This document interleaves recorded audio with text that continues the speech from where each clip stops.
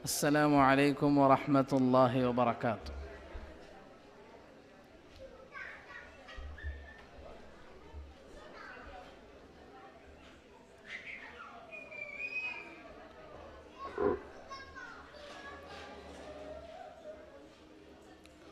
الحمد لله وحده، والصلاة والسلام على من لا نبي بعده، بلغ الرسالة وأدى الأمانة ونصح الأمة وجاهد في سبيل الله حق جهاده، وعبدت ربك حتى أتاك اليقين، فصلوات الله وسلامه عليه وعلى سائر الأنبياء والمرسلين وعلى آله وصحبه أجمعين. أما بعد، فأعوذ بالله من الشيطان الرجيم.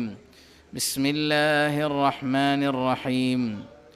يا أيها الناس إنا خلقناكم من ذكر وأنثى وجعلناكم شعوبا وقبائل لتعارفوا إن أكرمكم عند الله أتقاكم إن الله عليم خبير.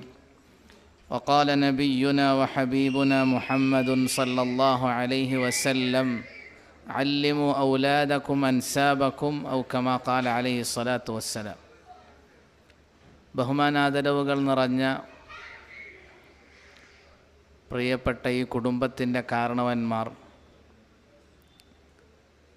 ഈ കുടുംബസംഗമം ഇവിടെ സംഘടിപ്പിക്കാൻ തീവ്ര ശ്രമങ്ങൾ നടത്തി ഇവിടെ എല്ലാവരെയും ഒരുമിച്ച് കൂട്ടാൻ എല്ലാ നിലയിലും കഷ്ടപ്പെടുകയും ത്യാഗം ചെയ്ത മുഴുവൻ ആളുകൾക്കും അല്ലാഹു അർഹമായ പ്രതിഫലം നൽകുമാറാകട്ടെ.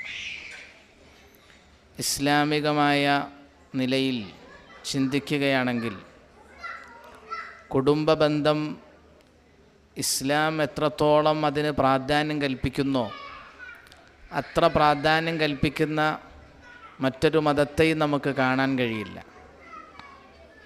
കുടുംബമെന്ന വാക്കിൽ തന്നെ കൂടുമ്പോൾ ഇമ്പമുണ്ടാകണം എന്നാണ് അതിൻ്റെ അർത്ഥം. കൂടുമ്പം ഭൂകമ്പം ഉണ്ടാവരുത്, കൂടുമ്പം ഇമ്പമുണ്ടാവണം. ആദരവായ റസൂലുള്ളാഹി സ്വല്ലല്ലാഹു അലൈഹി വസല്ലമ തങ്ങൾ പഠിപ്പിക്കുന്നുണ്ട്: അല്ലിമു ഔലാദക്കും അൻസാബക്കും. നിങ്ങളുടെ മക്കളെ നിങ്ങൾ കുടുംബ പാരമ്പര്യത്തെക്കുറിച്ച് പഠിപ്പിച്ചു കൊടുക്കണം. അപ്പം ഇങ്ങനത്തെ കുടുംബസംഗമങ്ങൾ നമ്മുടെ തലമുറക്ക്, പുതിയ തലമുറയ്ക്ക്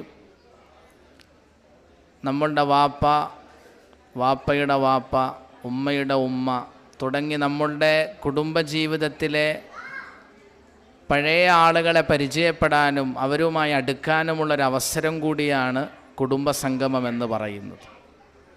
പക്ഷെ കുടുംബസംഗമം ഒരിക്കലും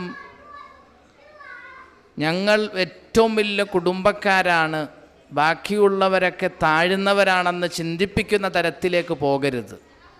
ഇത് ആദരവായ റസൂലുള്ളാഹി സ്വല്ലല്ലാഹു അലൈഹി വസല്ലമ തങ്ങൾ വരുന്ന കാലഘട്ടത്തിൽ അറേബ്യൻ സമൂഹത്തിലുണ്ടായിരുന്നൊരു അജ്ഞതയായിരുന്നു. അതുകൊണ്ട് ഖുർആൻ പറയുന്നുണ്ട്: യാ അയ്യുഹന്നാസ്, അല്ലയോ ജനങ്ങളെ, ഇന്നാ ഖലഖ്നാകും മിൻ ദക്കരിൻ വ ഉൻസ, ഒരാണിൽ നിന്നും പെണ്ണിൽ നിന്നുമാണ് നിങ്ങളെ നാം സൃഷ്ടിച്ചത്. വജഅൽനാകും ശുഊബൻ വ ഖബായിൽ, നിങ്ങളെ പല ഗോത്രങ്ങളും കുടുംബങ്ങളുമാക്കി വേർതിരിച്ചു. വേർതിരിച്ചത് പരസ്പരം ഹുങ്ക് നടിക്കാനും അഹങ്കാരം നടിക്കാനും വേണ്ടിയല്ല, ലിതആറഫു, പരസ്പരം പരിചയപ്പെടാൻ വേണ്ടിയാണ്. പരസ്പരം അങ്ങോട്ടും ഇങ്ങോട്ടും ഒരു അഡ്രസ്സ് ഉണ്ടാകാൻ വേണ്ടിയാണ്.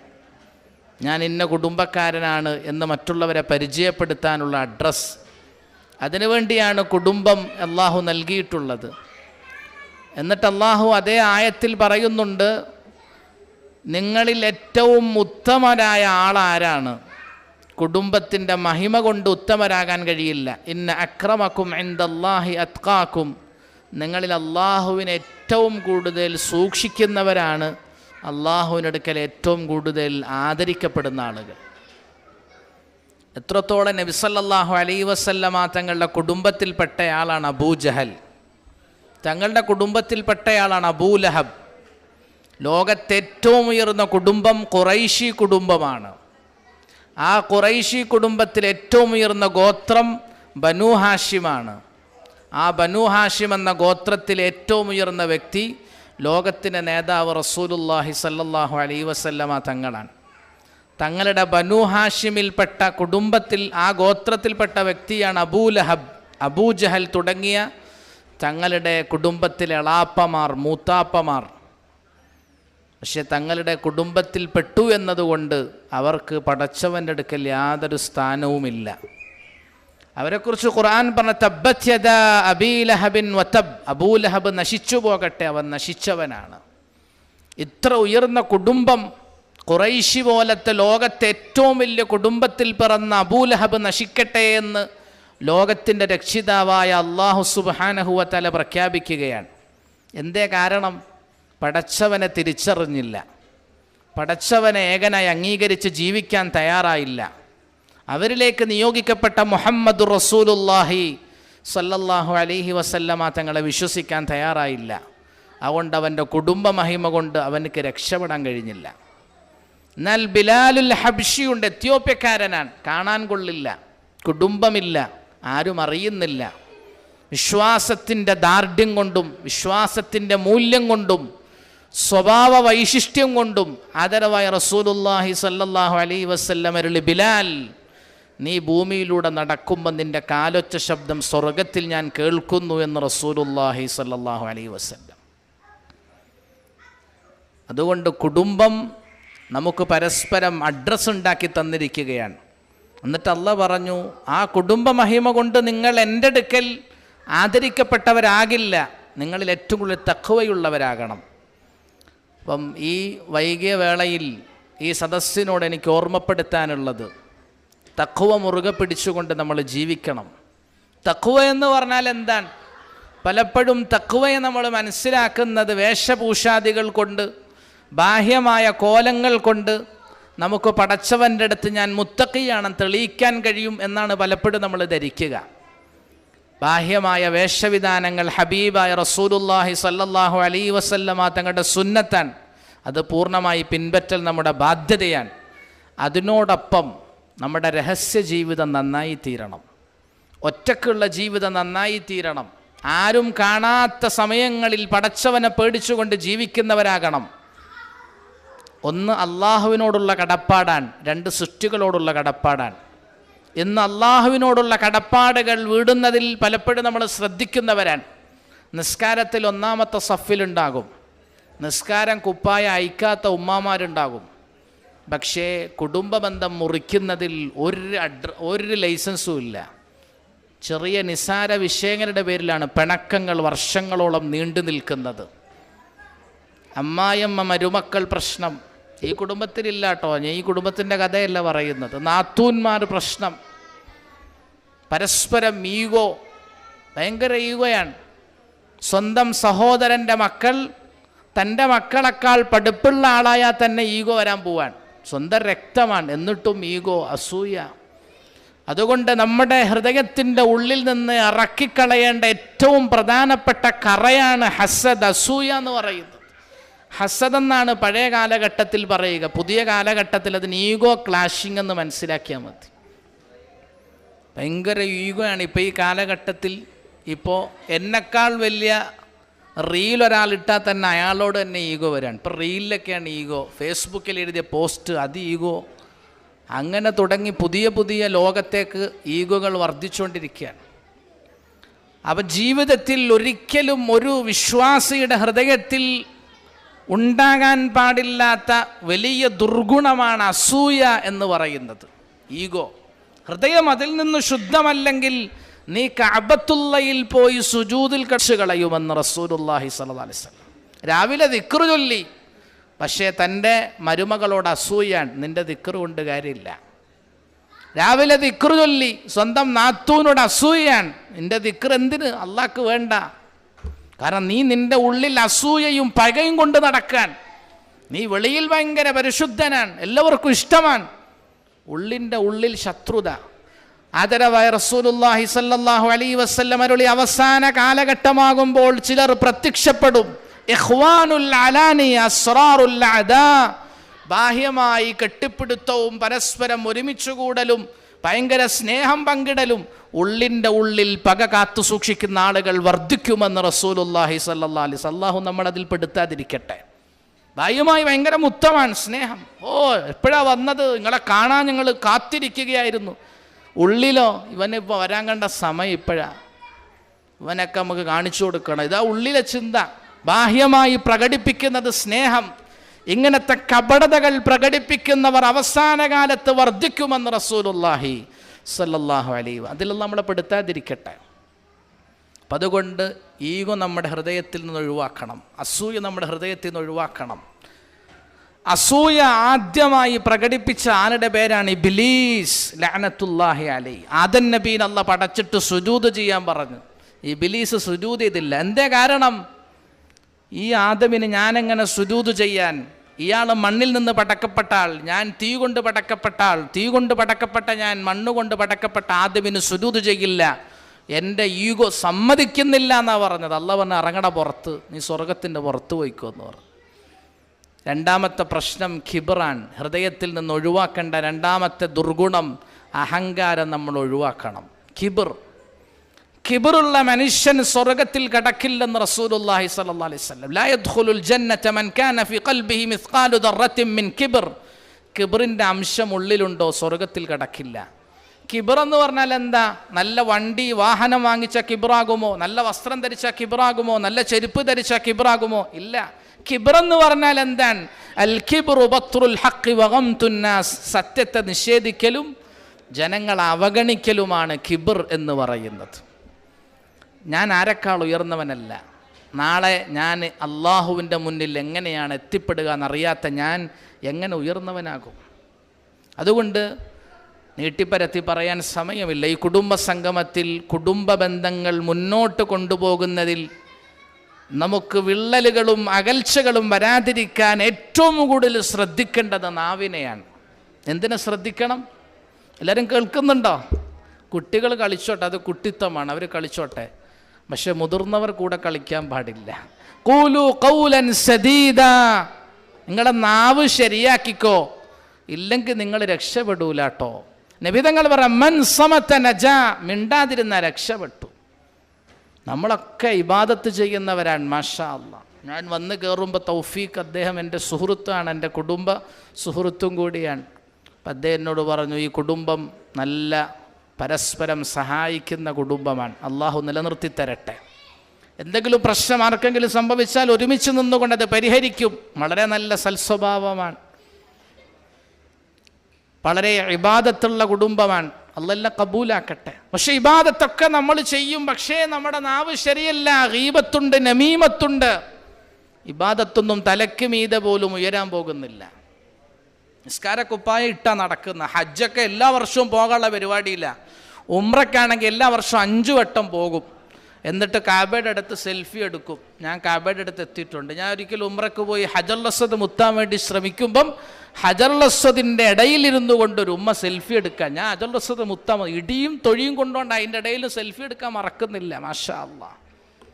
അപ്പം ആലോചിച്ച് നോക്ക്. അപ്പം അങ്ങനെയൊക്കെ ഹജ്ജും ഉംറയും ഒക്കെ ചെയ്യുന്നുണ്ട്. പക്ഷേ നാവിന് സൂക്ഷ്മതയില്ല, ലൈസൻസ് ഇല്ല. ഇരുന്നു കൂടിയാൽ തന്നെ ആരുടെയെങ്കിലും ഒരു കുറ്റം പറഞ്ഞില്ലെങ്കിൽ അങ്ങ് ഉറക്കം വരാത്ത അവസ്ഥ. അല്ലാഹ് നമുക്ക് പുറത്തു തരട്ടെ. ഇപ്പം ഗീബത്തെന്ന് പറഞ്ഞാൽ എന്താണ്? ഒരു ക്വസ്റ്റ്യൻ ഞാൻ ചോദിക്കുക. ഗീബത്തെന്ന് പറഞ്ഞാൽ എന്താ നിങ്ങളുടെ അഭിപ്രായത്തിൽ? ഗീബത്തെന്ന് പറഞ്ഞാൽ എന്താ? പരദൂഷണം പറയുക എന്ന്. അവിടെ നിന്ന് ഉമ്മമാർ പറ, ഗീബത്തെന്ന് പറഞ്ഞാൽ എന്താ? ഗീബത്ത് എന്ന് പറഞ്ഞാൽ എന്താണെന്നറിയോ? പരദൂഷണം. ഗീബത്തെന്ന് പറഞ്ഞാൽ എന്താണെന്ന് നബിതങ്ങളോട് സഹാബാക്കൾ ചോദിച്ചു. മൽ ഗീബത്തു യാ റസൂലല്ലാഹ്. അപ്പം തങ്ങൾ പറഞ്ഞു, അൻ തദ്കുറ അഖാക ബിമാ യക്റഹ്. നിന്റെ സഹോദരന് ഇഷ്ടമല്ലാത്തത് പറയലാണ് ഗീബത്ത്. നിന്റെ സഹോദരന് ഇഷ്ടമല്ലാത്തത് പറയലാണ് ഗീബത്ത്. അപ്പോൾ സഹാബാക്കൾ ചോദിച്ചു, അല്ല അയാളിൽ ഉള്ളതാണെങ്കിലോ? അപ്പം തങ്ങൾ പറഞ്ഞു, ഉള്ളത് പറയുന്നതാണ് ഗീബത്ത്, ഇല്ലാത്തത് പറയൽ അപരാധമാണ്. ഇപ്പം നമ്മളൊക്കെ ഗീബത്ത് പറയാനല്ല ലൈസൻസ് എടുക്കുന്നത്. എങ്ങനെ? ഉള്ളതല്ലേ പറയുന്നത്, എന്താ കുഴപ്പമെന്നാണ് ചോദിക്കുന്നത്. ഉള്ളതല്ലേ പറയുന്നത്. ഈ ഗീബത്തിനൊരു പ്രശ്നമുണ്ട്. ഇപ്പം നമ്മൾ ഒരാളെക്കുറിച്ച് അയാളുടെ അസാന്നിധ്യത്തിൽ അയാളുടെ ഗീബത്ത് പറഞ്ഞാൽ ഹൃദയത്തിലുള്ള ബന്ധം അല്ലാഹ് തന്നെ അകറ്റിക്കളയുമെന്നാണ്. ഇപ്പോൾ ഉദാഹരണത്തിന് ഭാര്യ ഭർത്താവിൻ്റെ കുറ്റം പറയാൻ ഒരാളോട്, ഗീബത്താണ്. നമ്മൾ വിചാരിച്ചങ്ങനെ പറയാൻ പറ്റൂന്നാൻ, ഗീബത്താ പറയുന്നത്. അങ്ങനെ ഗീബത്ത് പറഞ്ഞാൽ ഭാര്യ ഭർത്താവും തമ്മിലുള്ള ബന്ധം അല്ലാഹ് അകറ്റും. ഭർത്താവ് ഭാര്യയുടെ ഗീബത്ത് പറയാൻ കൂട്ടുകാരോട്, ഓളൊക്കെ കെട്ടിക്കൊണ്ടുവന്നത് മുതൽ എൻ്റെ തലവേദന തുടങ്ങിയതായി, ഇതുവരെ തീർന്നിട്ടില്ല. ചില പെണ്ണുങ്ങൾ വാപ്പാനോട് നിങ്ങൾ എന്നോട് ഏറ്റവും വലിയ അക്രമം ഇയാളെ കെട്ടിച്ചു തന്നു. നിങ്ങളുടെ കുടുംബത്തിലെ കഥയല്ല കേട്ടോ ഞാൻ പറയുന്നത്, ലോകത്ത് നടക്കുന്ന നിങ്ങളുടെ കുടുംബം ഉഷാറാണ്, അങ്ങനെ ഒരു പ്രശ്നമേ നിങ്ങളുടെ കുടുംബത്തിലില്ല. കാരണം എനിക്ക് സുരക്ഷിതമായി മടങ്ങിപ്പോകണം. അപ്പോൾ അതുകൊണ്ട് അങ്ങനത്തെ ഒരു പ്രശ്നമില്ല. അപ്പോൾ ചുരുക്കി പറഞ്ഞാൽ ഇത് ഗീബത്താണ്.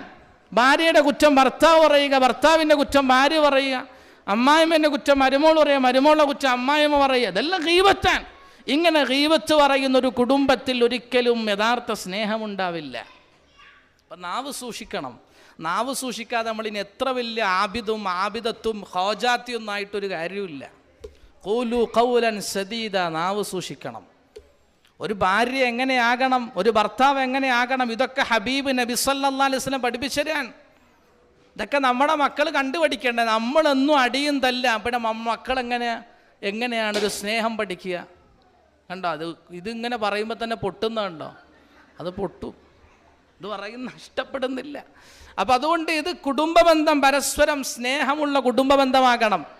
നമ്മൾ വിചാരിച്ചത് കല്യാണത്തിൻ്റെ അന്നത്തെ ദിവസം നമ്മൾ പാല് കൊണ്ടുവരും. ഇവിടെ ഉണ്ടോ? നമ്മുടെ നാട്ടിലൊക്കെ ഉണ്ട്. ഫസ്റ്റ് ദിവസം ഒരു പാല് ഭാര്യ കൊണ്ടുവരും. അപ്പോൾ ആ പാലിങ്ങനെ ഭാര്യ കയ്യിൽ കൊടുക്കും ഭർത്താവിൻ്റെ. എല്ലാവരുടെയും മൂമെൻ്റ് ഓർത്തു വെക്കുക. ആ സമയത്തുള്ള ദിവസമൊന്നും എല്ലാവരും ഒന്നിങ്ങനെ റിമൈൻഡ് ചെയ്യും. അങ്ങനെ ആ പാലിങ്ങനെ ഭർത്താവിന് കൊടുത്തു, ഭർത്താവ് അത് കുടിച്ചിട്ട് ബാക്കി ഭാര്യയ്ക്ക് കൊടുക്കുന്നു, ഭാര്യ കുടിക്കുന്നു. എന്തൊരു സ്നേഹം! പിന്നെ ഇതുവരെ ഒരുമിച്ചൊരു പ്ലേറ്റ് ഭക്ഷണം കഴിച്ചിട്ടില്ല. ആ ഫസ്റ്റ് ദിവസത്തൊരു പാല് കുടിച്ചതാ. പിന്നെ ഭാര്യ കുടിച്ച ഗ്ലാസ്സിൽ പിന്നെ ഭർത്താവ് ഇതുവരെ കുടിച്ചിട്ടില്ല. ഞാൻ അങ്ങനൊന്നും കുടിക്കില്ല, എൻ്റെ പൗരുഷം അനുവദിക്കുന്നില്ല എന്നൊക്കെയാണ് നമ്മൾ പറയുക. ലോകത്തിൻ്റെ നേതാവ് റസൂലുള്ളാഹി സ്വല്ലല്ലാഹി അലൈഹി വസല്ലം ആയിഷ ബീവിയോടൊത്ത് ഇങ്ങനെ ഭക്ഷണം കഴിക്കുമ്പോൾ ആയിഷ ബീവി വെള്ളം കുടിച്ചിട്ട് അവിടെ വെച്ചു. തങ്ങൾ ആയിഷ, ആ പാനപാത്രം ഇങ്ങെടുത്ത് നീ എവിടെ നിന്നാ കുടിച്ചെന്നൊന്ന് പറ, അവിടെ നിന്ന് ഞാൻ കുടിക്കട്ടെ എന്ന് റസൂലുള്ളാഹി സ്വല്ലല്ലാഹി അലൈഹി വസല്ലം. തങ്ങളുടെ റിയൽ ജീവിതമാണ്, തങ്ങളുടെ റൊമാൻറ്റിക്കാണ്. എത്രാമത്തെ വയസ്സിലാണ് റൊമാൻറ്റിക്? 20 വയസ്സിലല്ല, 25 വയസ്സിലല്ല, 50 വയസ്സിലും തങ്ങളുടെ റൊമാൻറ്റിക്കാണ്. നമ്മൾ വിചാരിച്ചെന്താന്ന് പറഞ്ഞാൽ ഇതൊക്കെ നമ്മുടെ ആദ്യ രാത്രിയും ഒരു കുറഞ്ഞ മാസങ്ങളും ഭയങ്കര അതിന് റീലിടലും അതിന് പോകലും വരലും പിന്നെ ക്യാമറ ഓഫാക്കിയ പുള്ള അടിയും കൊണ്ട് കാര്യമുണ്ടോ? നബി സല്ലല്ലാഹു അലൈഹി വസല്ലമ തങ്ങൾ റൊമാൻറ്റിക് ജീവിതം നയിക്കാൻ നബിതങ്ങളെക്കുറിച്ച് ആയിഷ ബീവിയുടെ അഭിപ്രായം എന്താണെന്നറിയോ? ആയിഷ ബീവിയുടെ അഭിപ്രായം എന്താ? ലോകത്തെ ഏറ്റവും വലിയ സുന്ദരൻ എൻ്റെ ഹബീബ് സല്ലല്ലാഹു അലൈഹി വസല്ലമ തങ്ങളാണ്. നമ്മുടെ ഭർത്താവിനെ കുറിച്ച് അങ്ങനെ പറഞ്ഞിട്ടുണ്ടോ? ലോകത്തെ ഏറ്റവും വലിയ സുന്ദരൻ എൻ്റെ ഭർത്താവാണ്. നമ്മൾ പറയൂല. നമ്മൾ വേറെ സുന്ദരന്മാരെ നോക്കുന്നത് കൊണ്ടും സുന്ദരികളെ നോക്കുന്നത് കൊണ്ടും ഭാര്യയും ഭർത്താവിൻ്റെ സൗന്ദര്യം മനസ്സിലാക്കാൻ കഴിയുന്നില്ല. നബിതങ്ങളെക്കുറിച്ച് ആയിഷ ബീവി പറയാൻ, എൻ്റെ ഹബീബിൻ്റെ സൗന്ദര്യം കണ്ടാൽ യൂസുഫ് നബിയുടെ സൗന്ദര്യം കണ്ട് കൈകൾ മുറിച്ചവർ എൻ്റെ ഹബീബിൻ്റെ സൗന്ദര്യം കണ്ടെങ്കിൽ തല തന്നെ മുറിച്ചു കളയുമായിരുന്നു. പരസ്പരം അറിയൽ, മനസ്സിലാക്കൽ, കുടുംബജീവിതം മുന്നോട്ട് കൊണ്ടുപോകാൻ ഏറ്റവും നല്ല ഒരു പ്രക്രിയ നബിതങ്ങൾ പഠിപ്പിച്ചതാണ്. അതുകൊണ്ടൊരു ഭാര്യ ഖദീജ ബീവിയെ പോലെ ആയാൽ മതി, എളുപ്പമാണ്. ഖദീജ ബീവി നബിതങ്ങൾ വിഷമിച്ച് വഹി കിട്ടി വിഷമിച്ച് വീട്ടിലേക്ക് കയറി വരാൻ തങ്ങൾക്ക് പനി പിടിച്ചു. ആ സമയത്ത് ഖദീജ പറഞ്ഞ എന്താ അറിയോ? കല്ലാ വല്ലാഹി ലാ യുഖ്സികല്ലാഹു അബദ, എന്തിനാ അങ്ങ് ബേജാറാകുന്നത്? അള്ളാഹു അങ്ങേ നിന്ദ്യമാക്കില്ല. അങ്ങ് നല്ല സ്വഭാവമുള്ള ആളാണ്, നല്ല ക്യാരക്ടറുള്ള ആളാണ്, അങ്ങേ അള്ളാഹു വാഴാക്കില്ല. എത്ര നല്ല ആശ്വാസത്തിൻ്റെ വാക്കാണ് ഖദീജ ബീവി പറഞ്ഞതെന്ന് ആലോചിച്ച് നോക്ക്. നമ്മുടെ ഭർത്താവ് കടയിൽ കച്ചവടമെല്ലാം ചെയ്ത് ക്രെഡിറ്റ് പർച്ചേസ് ചെയ്ത ക്രെഡിറ്റിൻ്റെ സാധനങ്ങൾ കൊടുക്കാൻ പൈസ, അതിൻ്റെ ആൾക്കാരൊന്നങ്ങനെ ടൈറ്റ് ഷെഡ്യൂളെല്ലാം കഴിഞ്ഞ് ക്ഷീണിച്ച് വീട്ടിലേക്ക് കയറി വരുമ്പം നമ്മൾ ഖദീജ ബീവിയെ പോലെയാണോ സംസാരിക്കുന്നത്? അതല്ല, നമ്മൾ വേറെ ഏതെങ്കിലും ബീവിയെ പോലെയാണ് സംസാരിക്കുന്നത്? ആലോചിച്ചിട്ട് നമ്മളെന്താ പറയുക?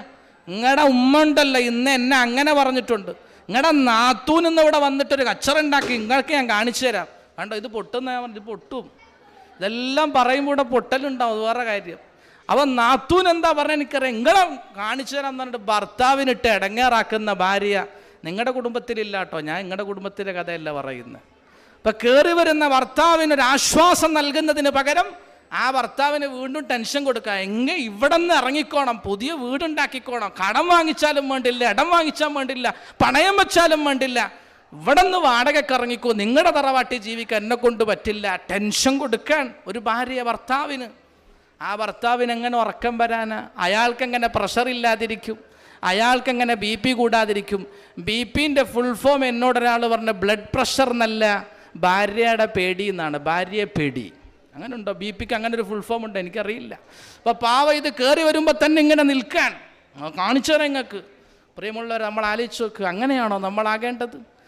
നബി തങ്ങളുടെ കാലത്തൊരു സഹാബി, അദ്ദേഹം കൂലിപ്പണി നടത്തുന്ന ആളാണ്. കൂലിവേലക്ക് പോയി.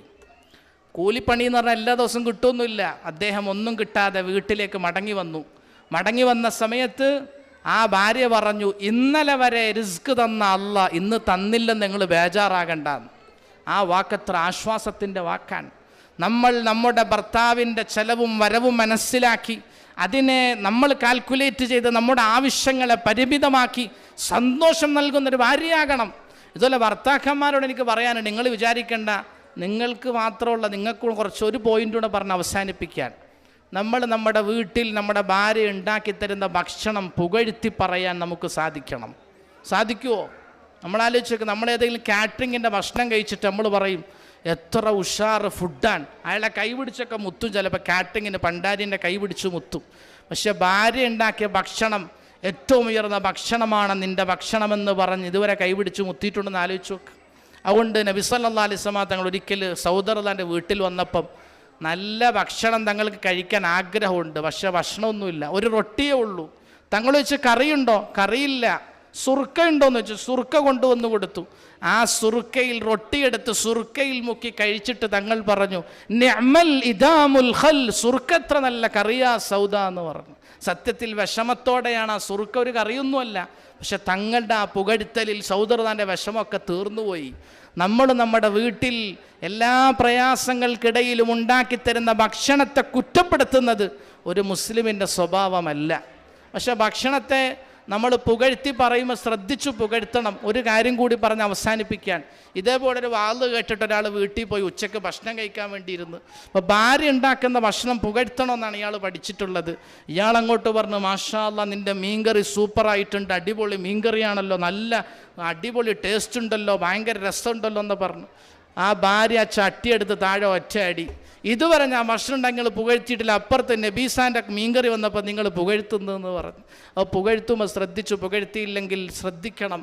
അള്ളാഹു നല്ല തൗഫീഖ് നൽകട്ടെ. ഞാൻ അധികം നീട്ടി പരത്തുന്നില്ല, ചിലപ്പോൾ എൻ്റെ ചട്ടി അടിച്ചു വരുത്താൻ സാധ്യതയുണ്ട്. അതുകൊണ്ട് ദീർഘമായ അവസ്ഥയിലേക്ക് ദീർഘമായൊരു പ്രസംഗിക്കാൻ ഞാൻ ആഗ്രഹിക്കുന്നില്ല. നിങ്ങളുടെ കുടുംബ സംഗമത്തെ അള്ളാഹു കബൂലാക്കട്ടെ. ഈ കുടുംബ ബന്ധം ദുനിയാവിലും ആഖിറത്തിലും ഉപകരിക്കുന്ന കുടുംബ ബന്ധമായി അള്ളാഹു സ്വീകരിക്കട്ടെ.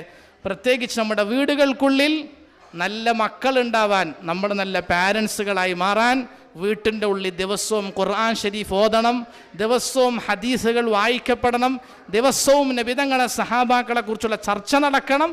ഇല്ലെങ്കിൽ നമ്മുടെ മക്കൾ ആരെങ്കിലും മാതൃകയാക്കി നമുക്ക് തന്നെ തലവേദനയായി മാറും.